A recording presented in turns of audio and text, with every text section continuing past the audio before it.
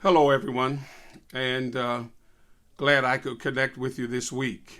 Just a couple of important announcements that I want to make and some information that I want to dispense to you. The other day, I got some wise counsel on using the term Maranatha Nation, and I thought that was very pertinent. Since there are so many faction groups and all kinds of propaganda that's going out there, it probably would not be the best thing to use the word nation after Maranatha. It may sound cultish or whatever. So I want to change that phrase to Maranatha family instead of nation, and that's the way I will refer to us as a family. So, hello, Maranatha family. Just a couple of quick things. I asked and solicit your prayers for Robert Davis, one of your beloved members of the past. I'm going to give him communion today, but he wants to be connected. He is in a care home there in Conyers and wanted to share that with the family as we continue to lift him up. I will be picking up my wife on tomorrow from Wildwood. We continually need your prayers as to what our next step is going to be. I'm anxious to bring her home and what have you. But if you don't mind, no calls. Cards are fine and what have you. Just let her get settled, and then we'll let you know from there how you can contact her and what have you. But thank you so very much for all that you have done. We appreciate it. A couple of important meetings that are coming up this coming Sunday, the 21st. Not long meetings, but some business we must take care of. And one starts at 10 o'clock, and that is the board meeting that will be at 10 o'clock on this coming Sunday morning. We need to discuss some important business. And then the family meeting that will start at 11:15. At 11:15 will be the family meeting, and we have some important business we need to cover in that as well. I just talked with Pastor Watkins out in Texas, and they're holding on. We want to continue to pray for the folk out there. Some miserable conditions all out west and going up the East Coast. And my hometown, Minnesota, today it's 32 below zero. I am glad to be a part of the Maranatha family here in Atlanta, Georgia. You better believe that. Listen, I also wanted to share with you this coming Friday night, as you are into the Sabbath, I wanted to share something wonderful, beautiful. At 7 o'clock, we will air a sermon by our own Elder Bradford. And it is a wonderful sermon. If I had a church that prayed, the praying church. And so I want you to see that on our regular YouTube channel, the way we get on for church.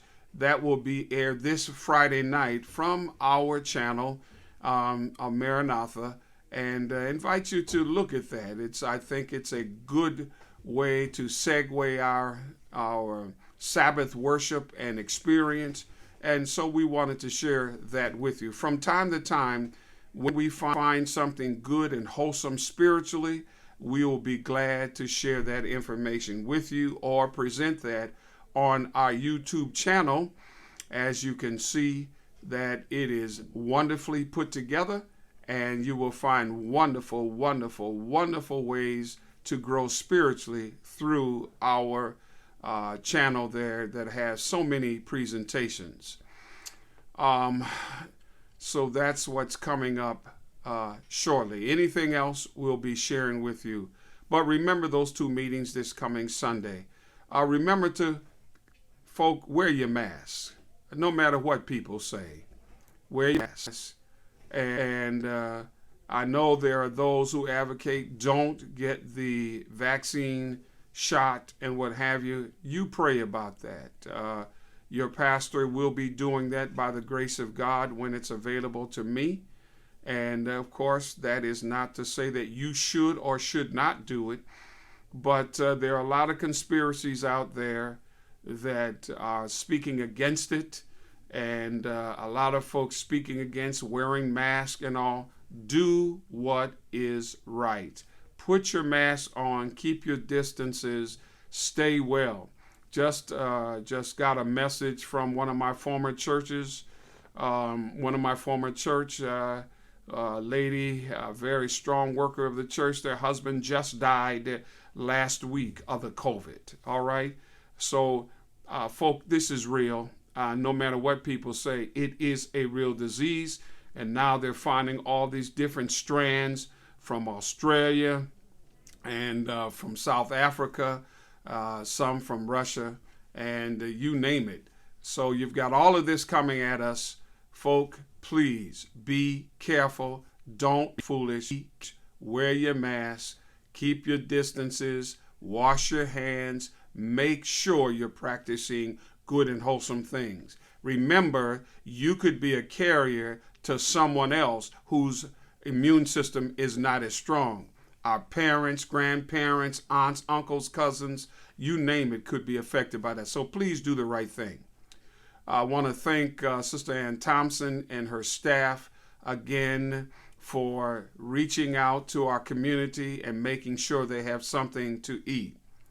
Folk, let's see all that we can do to help our people. They're in really dire need of a living, making, a boosting, a getting them close to Jesus.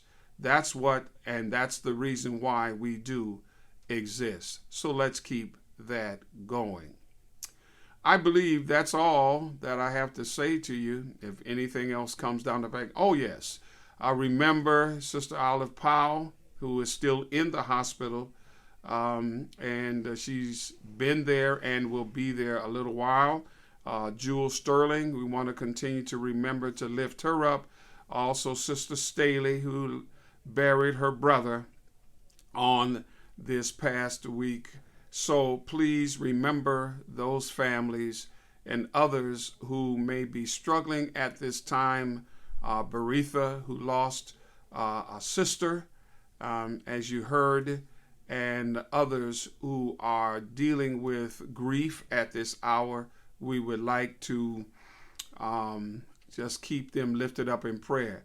I want to thank the women's ministry, the Abundant Life ministry of our church. Thank you for your sharing and support of this gospel ministry. And God bless.